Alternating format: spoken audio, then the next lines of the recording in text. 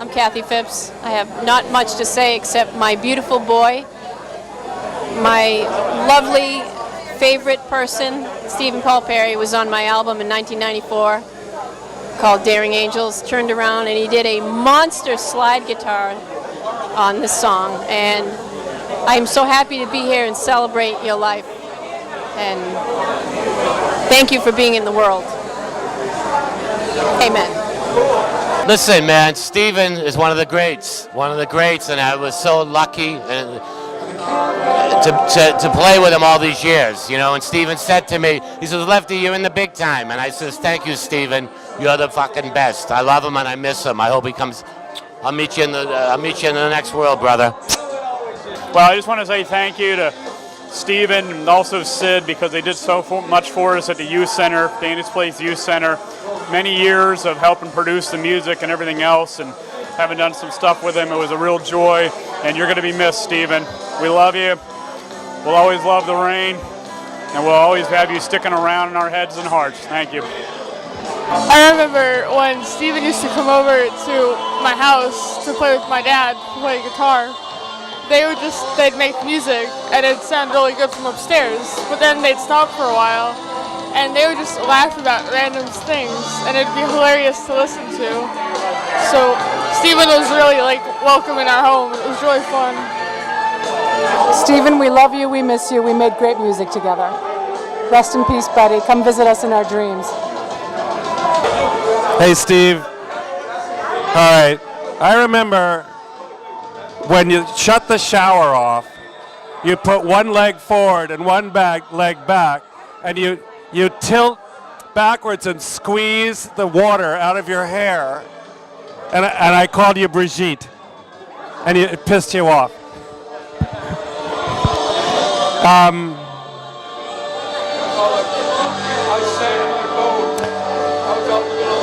You know, I'm not an on-the-spot kind of person, but I thought hopefully you're in an amazing place right now. So say hi to Chet and to Peter for me, and do some great shit out there. I love you. Bye. Hi, Stephen. I miss you. There was a time where you, me, and Rick lived together, and it was a perfect time. It was the best 6 months of my life, and I'll love you forever, and I hope you're in a happy place. Thanks. Hi, Stephen. Wherever you are, we miss you dearly. It was so great to see you come into my store all the time and picking up musical gear that you needed, and I was always more than happy to help you out, and you're a dear friend and great musician. Oh, by the way, I just saw a video of you on Facebook singing a song that absolutely blew me away.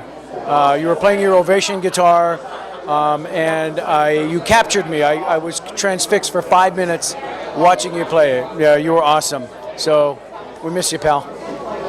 Bye-bye.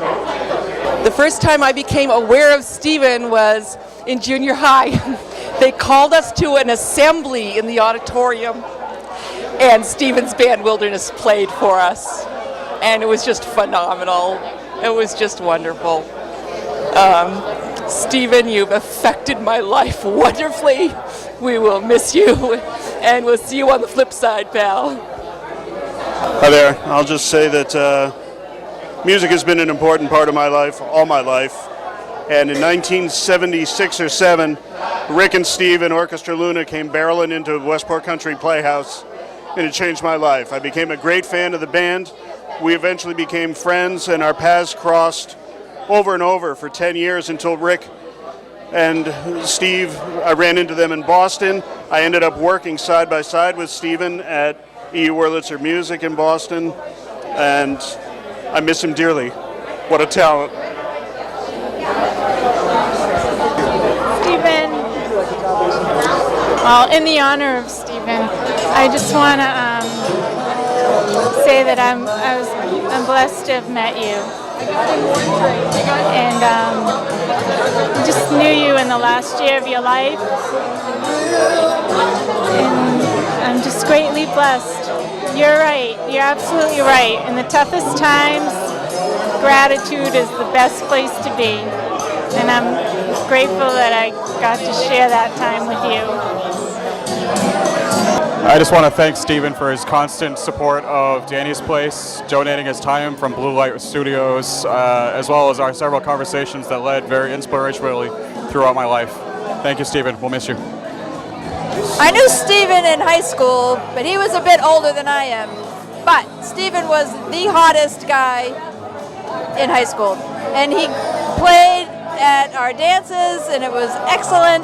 And then I re-met him recently at a dinner party, and I just fell in love with him.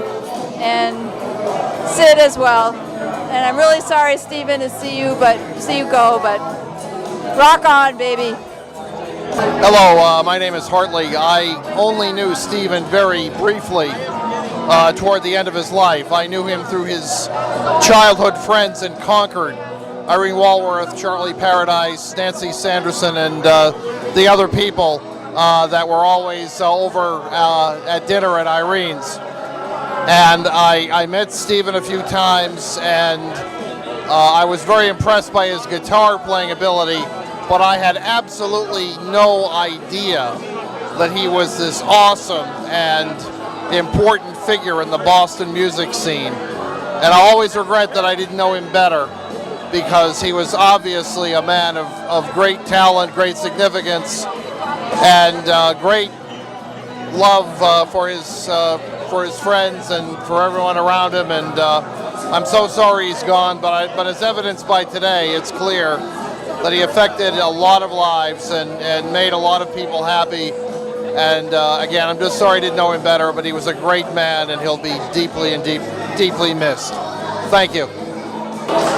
The first time I ever saw Steve Perry, I was in 6th grade, waiting for the bus to go home. This music came out of the side of the school, and there was a whole group of kids all sort of drifting over to this window.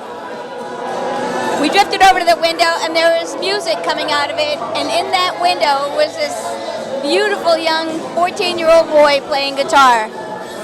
And I remember turning to the girl next to me, and I said, "Oh my God, who is that?" That was Steve Perry. He was in 8th grade, I was in 6th grade, and since then I had seen him a lot in Boston during the 70s and 80s, at clubs and concerts. He was always with a guitar in his hand. He was a quintessential musician, and I knew it when I first saw him. But anyway, 6th grade, that's when I first saw him. He was great.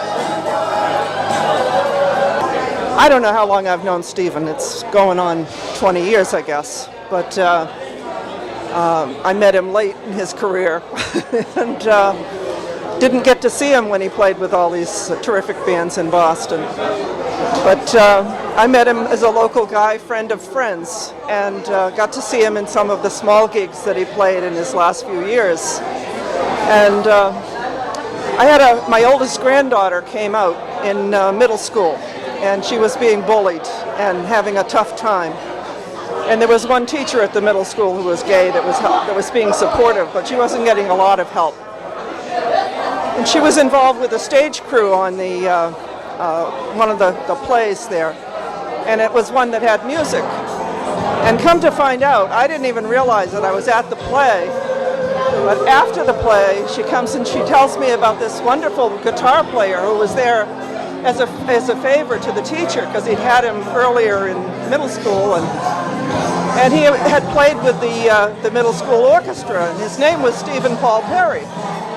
And I said, "Oh, I know Stephen Paul Perry." Well, I'll tell you, my just went way up in her eyes, and I kept promising her for a while that I would introduce her at some point, you know, and finally came time for a gig that Stephen was going to, and at the time he and Sid didn't have a working car, so they were calling around looking for a ride. And I said, "Sure, we'll give you a ride." You know, so we went over and picked him up. We had 2 cars. God knows how many guitars. He never went anywhere with less than 6 guitars. And all these speakers and everything else. And my granddaughter and her girlfriend came along and went, and she was just over the moon, you know, to think that she actually got to meet Stephen Paul Perry.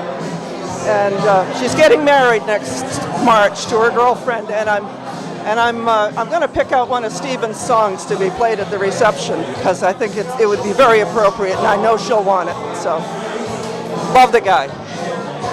Stephen and I weren't the closest two people in the world, but I remember him all the way back in 1968, and David Masser and Stephen and I would be out there during one of those classes we were supposed to be doing something outside. And to me, that, although I knew him well, I reached out to him when he moved back to Concord, and I, reestablished a friendship with him, and was there for him when he was ill. To me, the most significant time in my life for Stephen Paul Perry was when we were just 12-year-old boys. Even then, he was a person, a full person, and he was, to me, a stabilizing influence in my life. And so, although I read many later chapters in the Stephen Paul Perry book, the best chapters to me were the early chapters, the most meaningful to me. So, I praise his life, and I almost envy his life, and I think he had a good life. And I think he had a life that he could be pretty proud of. So thank you, Stephen Paul Perry, and thank you, the Perry family, for allowing him to be shared with the rest of us. And I'm Charlie Paradise.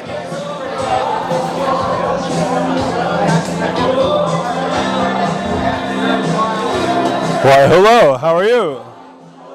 My name's Jamie Shaler, and I have a few things I wouldn't mind saying about Steve Perry. Besides the fact that I consider him the best rock guitar player in the Boston music scene, the Jimmy Page, as it were, of this area. But considering that Jimmy Page can't sing a note, he goes way beyond that, because he had one hell of a beautiful voice, and he was quite a songwriter, obviously. And he could, he had the bend at the knee and the sneer and the whole rock and roll showman stuff. He just could do it all. And there are two brief stories I'll tell about how he influenced me. I came up here in 1974 from the cowlands of Pennsylvania, where I was leading this sort of art punk folk group. And I read this big review about Orchestra Luna in the Real paper. And I thought, wow, this really weird group is a big hit up here. This is where I need to be. So I moved up here based on Orchestra Luna.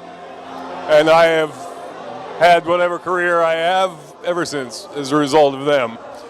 And the other thing I wanted to talk about was, I won't name names or places because it would be rude, but there was a sort of a reunion, shall we say, event several years back that I was at, and a number of well-known local musicians on stage taking turns playing and jamming and stuff. And there was this one guy who was a blues god wannabe who was kind of dominating things.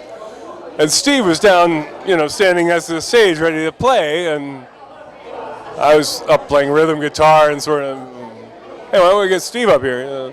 And this guy kept playing, and I said, why don't we get Steve up here? And finally reached the point I was about ready to club this guy over the head, because I was like, that's Steve Perry standing there while you're playing for hours. Get Steve up here on the stage, please, so we can have Steve Perry play, because he's Steve Perry. Do you have a clue? Anyway, we finally got Steve up, and he played for quite a while. And if you've heard Steve play, what else is there to say? God bless you, Steve. You're a man to be missed.